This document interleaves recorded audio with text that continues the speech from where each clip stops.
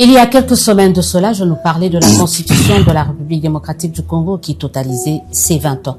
Ceux qui la détestaient hier sont aujourd'hui ceux qui tentent de la défendre mordicus, bec et ongles, et vice-versa. Pour beaucoup, ça en dit long sur la classe politique congolaise ces 30 dernières années. Quoi qu'il en soit, est-ce que le bonheur, la priorité pour la République démocratique du Congo et pour les Congolais se trouve-t-elle dans la révision, le changement ou le statu quo de cette loi fondamentale? Madame, Messieurs, très heureuse de vous retrouver dans le cadre de cette émission Dites-nous la vérité, qui a le plaisir de recevoir,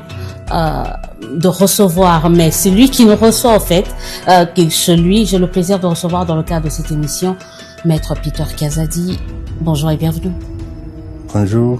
Avocat, député national, ex-ancien vice-premier ministre en charge de l'Intérieur. Merci de nous avoir ouvert les portes de vos beaux bureaux.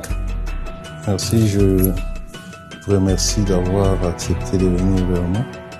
Merci parce que la question qu'on va aborder, elle est importante. Vous avez un peu jeté un pavé dans la mare, mais au fait, il faut dire aux téléspectateurs également que c'est une promesse qu'il vient de respecter. Parce que nous avez dit il y a le 15 mars dernier qu'on va essayer de développer en long et en large. Malheureusement, la séquence a été morcelée.